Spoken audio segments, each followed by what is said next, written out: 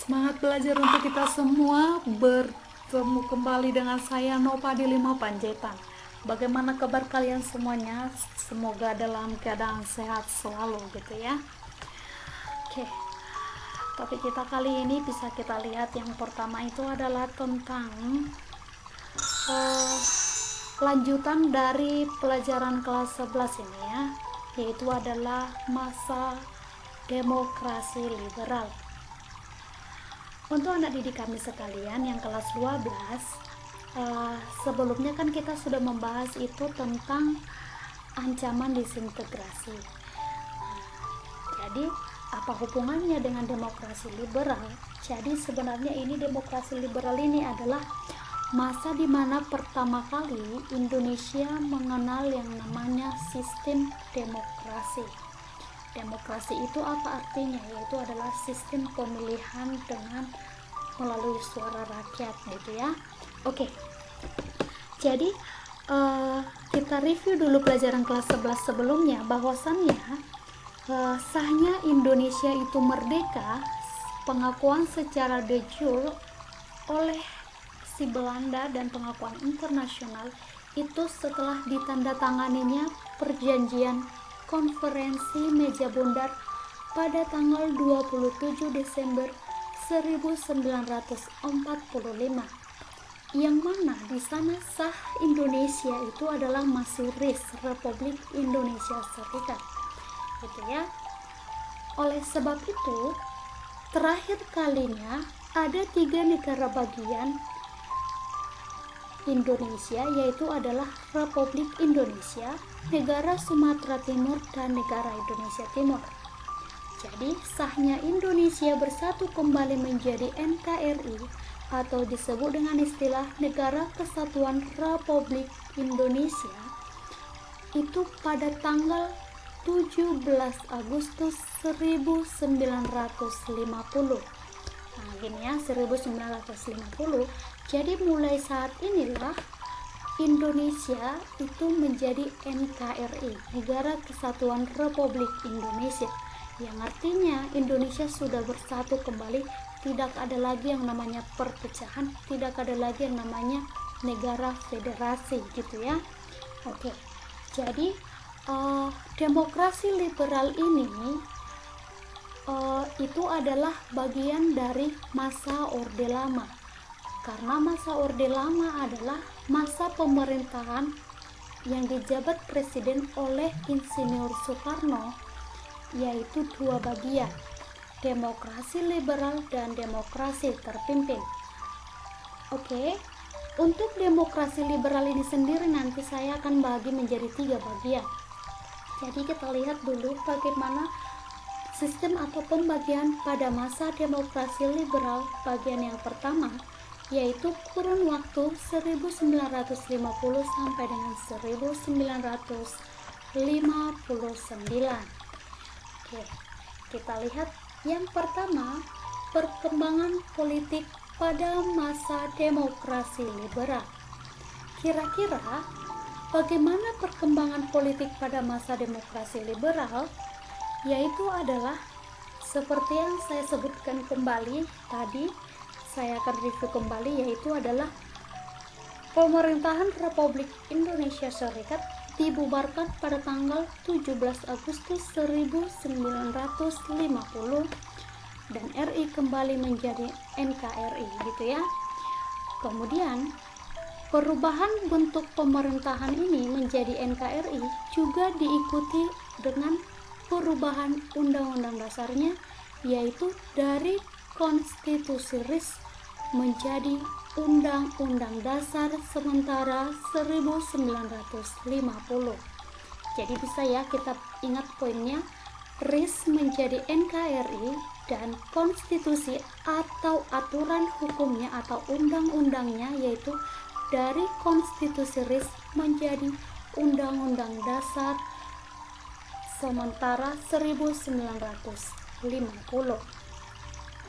Jadi, perubahan UUDS 1950 ini membawa Indonesia pada masa yang disebut dengan istilah demokrasi liberal.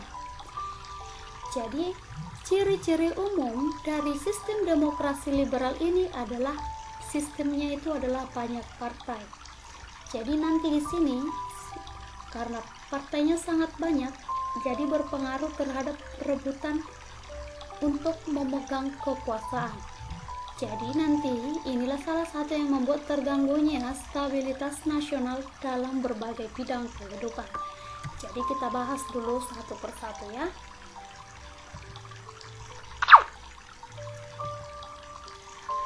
Kita lihat dulu bagaimana ketidakstabilan politik itu. Jadi, setelah kembali menjadi NKRI pada tanggal 17 Agustus tahun 1950, bangsa Indonesia memiliki yang namanya kemerdekaan baru. Jadi, pada masa mengisi kemerdekaan ini, Indonesia dengan ciri-ciri demokrasi liberal bisa kita lihat. Yang pertama itu adalah konstitusi yang berlaku adalah Undang-Undang Dasar Sementara 1950. Selanjutnya, sistem pemerintahannya bersifat parlementer. Apa itu sistem pemerintahan parlementer? Yaitu adalah jabatan di mana presiden itu sebagai kepala negara, sementara kepala pemerintahan dipegang oleh Perdana Menteri.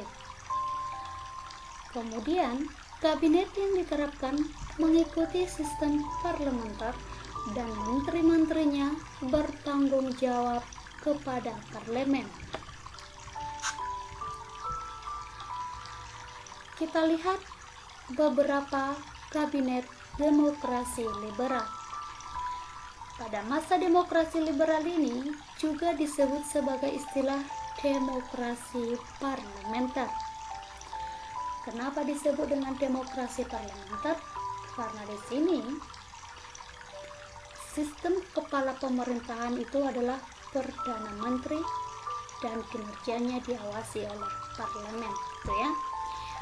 Jadi, peran parlemen di sini sangat besar dan bahkan bisa kita lihat selama demokrasi liberal ini ada bukan kurang lebih lagi, tetapi memang ada 7 kabinet yang memerintah atau yang memimpin selama 9 tahun, yaitu 1950 sampai dengan 1959. Apa yang menyebab terjadinya ini? Yaitu adalah konflik politik. Konflik politik yang mengakibatkan jatuh bangun kabinet dan berakhir kepada ketidakstabilan dalam bidang politik, gitu ya. Jadi bisa kita lihat dulu kabinet apa saja yang berkuasa atau yang pernah memerintah pada masa demokrasi liberal. Yang pertama adalah Kabinet Natsir. Kabinet Natsir ini sendiri menjabat mulai dari 7 September 1950 sampai dengan 21 Maret 1951. Bisa kita bayangin ya, dia menjabat kurang lebih 1 tahun saja. Jadi pada masa Kabinet Natsir ini, partainya itu adalah dari Partai Masyumi. Kemudian Kabinet Natsir ini sendiri bisa kita lihat program atau keberhasilannya, yaitu adalah membentuk DPRD, Dewan Perwakilan Rakyat Daerah di seluruh Indonesia.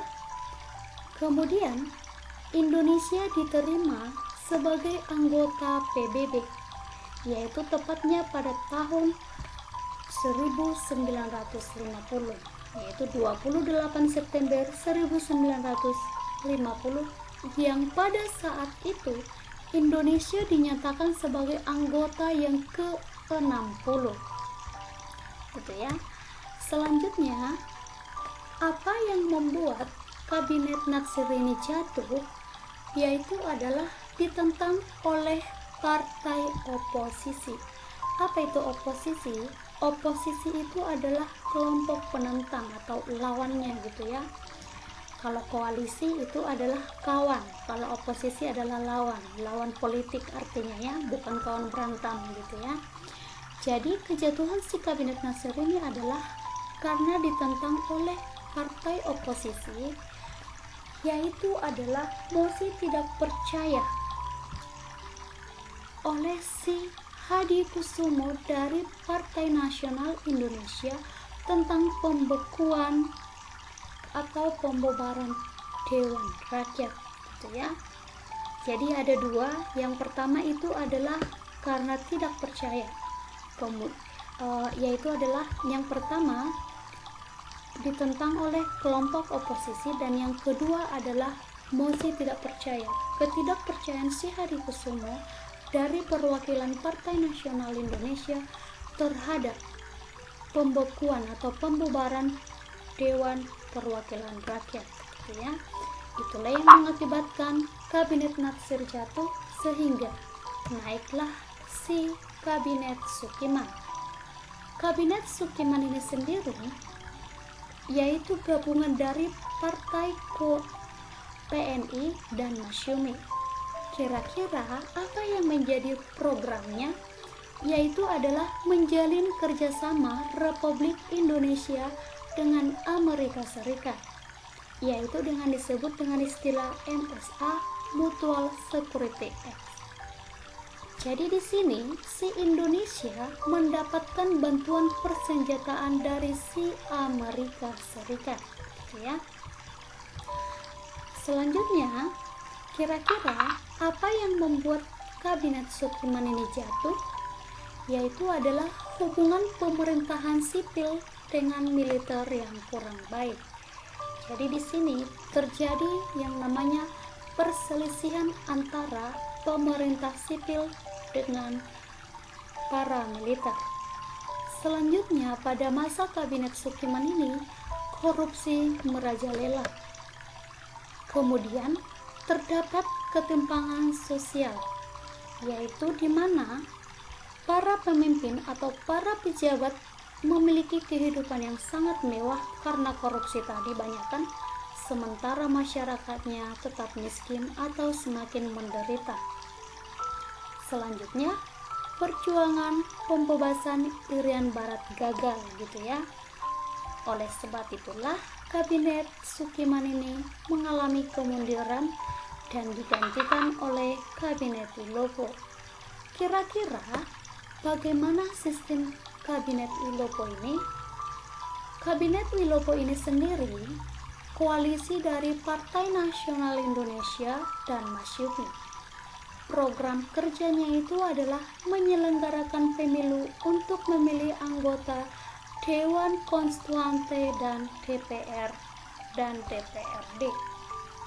Selanjutnya, untuk meningkatkan kemakmuran rakyat, membebaskan Irian Barat, dan menjalankan politik luar negeri yang bebas aktif.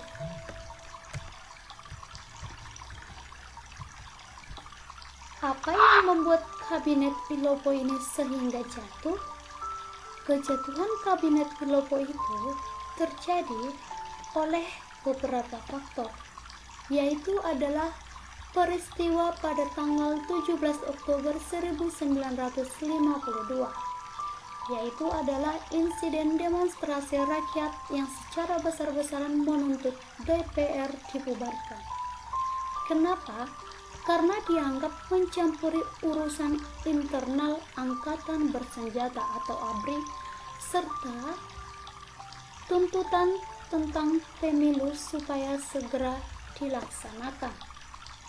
Kemudian, Kabinet Wilopo juga gagal dalam menyelesaikan persoalan tanah perkebunan di Sumatera, yaitu disebut dengan istilah peristiwa Tanjung Morawa. Kemudian, inilah yang membuat si Kabinet Wilopo mundur. Setelah Kabinet Wilopo digantikan oleh Kabinet Ali. Jadi Kabinet Ali ini menjabat 2 kali ya. Sekarang kita bahas yaitu adalah Kabinet Ali yang pertama. Apa saja yang menjadi program Ali yang pertama ini? Kita lihat. bahwasannya Kabinet Ali yang pertama ini adalah koalisi antara PNI Partai Nasional Indonesia dengan NU Nahdlatul Ulama. Sementara yang Mas Yumi ini di sini sebagai penentang gitu ya. PNI dengan NU berkoalisi, sementara Mas Yumi lawannya, oposisinya gitu ya. Programnya itu adalah menyelenggarakan konferensi Asia Afrika di Bandung pada tanggal 18 sampai dengan 24 April 1955. Kemudian membentuk panitia pemilihan umum pusat yaitu pada tanggal 31 Mei 1954, menetapkan pemilu untuk anggota DPR 29 September 1955 dan untuk pemilu anggota Dewan Konstituante ditetapkan pada tanggal 15 Desember 1955. Selanjutnya, apa yang membuat Kabinet Ali yang pertama ini jatuh, yaitu adalah terjadinya perselisihan dengan pihak militer tentang soal pengangkatan Menteri Pertahanan, gitu ya, sehingga membuat Kabinet Ali yang pertama ini jatuh. Kejatuhan Kabinet Ali yang pertama digantikan oleh yang kelima, yaitu adalah Kabinet Burhanuddin Harahap. Kabinet Burhanuddin Harahap itu dari Partai Masyumi. Apa-apa saja yang menjadi program kerjanya, yaitu adalah menyelenggarakan pemilu pertama.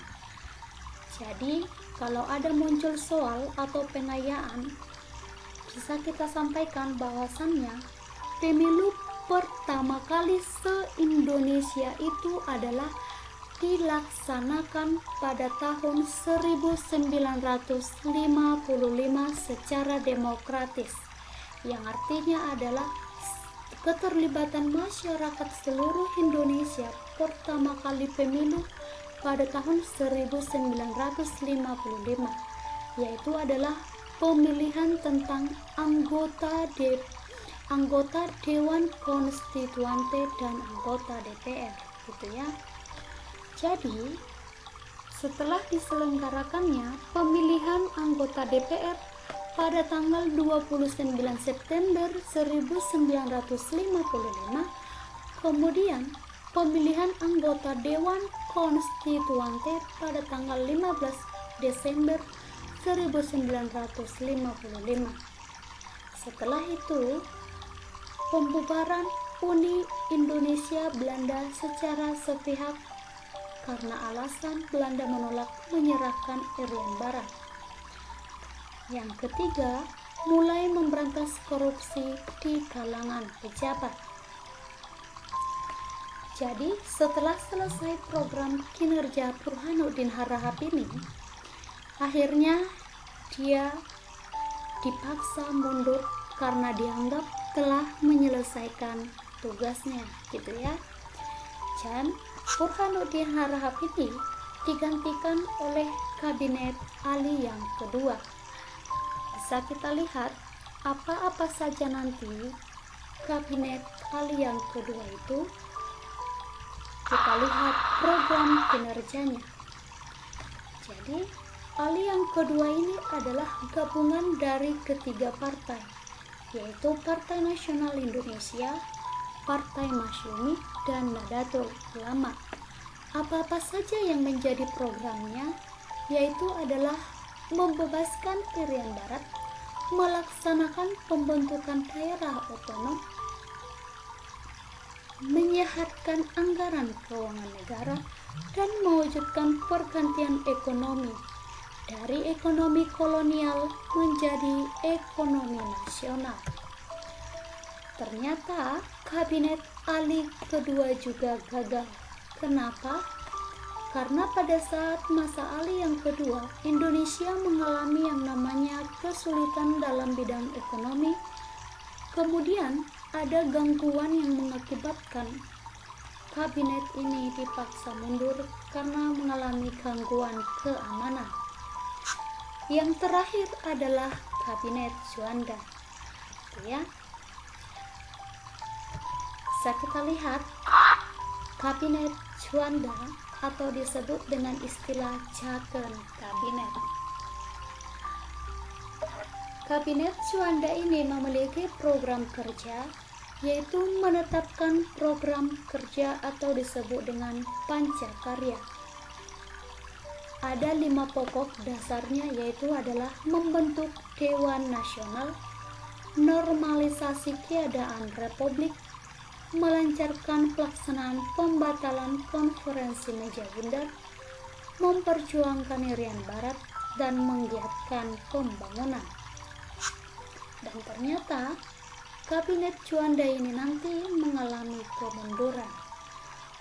Apa yang mempengaruhinya? Boleh kita lihat, yaitu adalah yang pertama, adanya peristiwa atau usaha pembunuhan Presiden Soekarno di Cikini pada 20 November 1957. Kemudian disusul dengan operasi 17 Agustus untuk penumpasan pemberontakan PRRI di Sumatera. Operasi penumpasan pemberontakan Parmesta di Sulawesi, kemudian kegagalan Dewan Konstituante dalam membuat Undang-Undang Dasar yang baru, sehingga Presiden Soekarno mengeluarkan Dekret Presiden 5 Juli 1959. Jadi, dari tadi yang saya sampaikan bahwasannya selama 9 tahun terdapat 7 kabinet yang memerintah di Indonesia. Dan setelah dibentuk DPR dan Dewan Konstituante melalui pemilihan umum, ternyata Dewan Konstituante tidak mampu menjalankan tugasnya, yaitu membentuk Undang-Undang Dasar yang baru. Oleh sebab itu, terjadilah kekacauan politik ekonomi di Indonesia. Sehingga, untuk mengambil keamanan sementara, maka Presiden Soekarno membuat suatu rancangan baru, yaitu dikeluarkanlah Dekret Presiden 5 Juli 1959, dan inilah nanti yang menjadi latar belakang masuknya pada masa demokrasi terpimpin. Nanti akan kita bahas ini ya.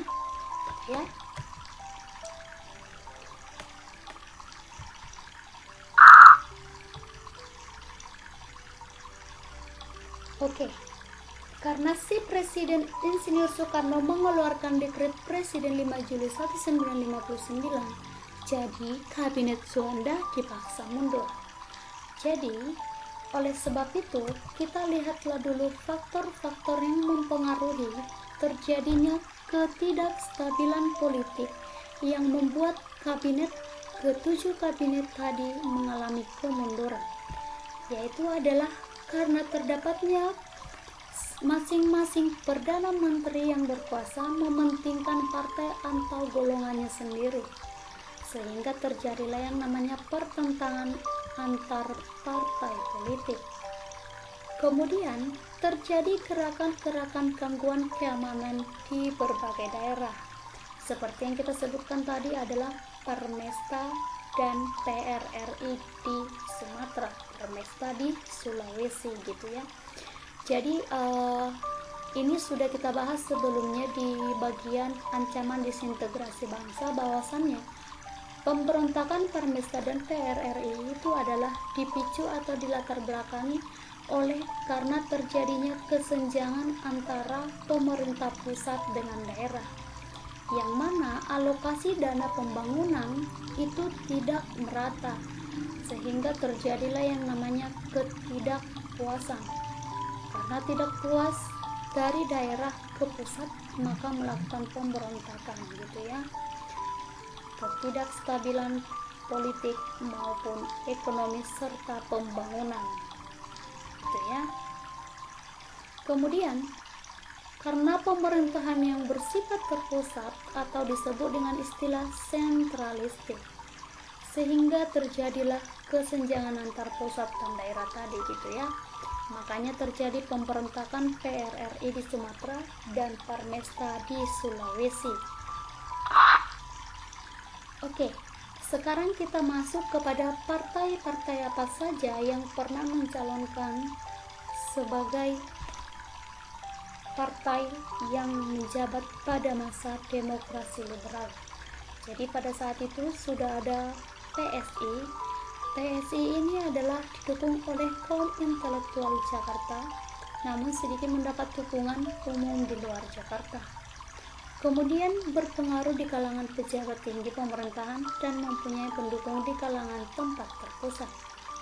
Yang kedua adalah Masyumi. Masyumi mewakili kepentingan politik kelompok-kelompok Islam. Barisan politik Masyumi terdiri dari Muslim yang taat, religius pribumi, kiai, ulama, kemudian kaum gerilya Hizbullah dan Salsabillah, dan demobilisasi. Selanjutnya adalah Nahdlatul Ulama.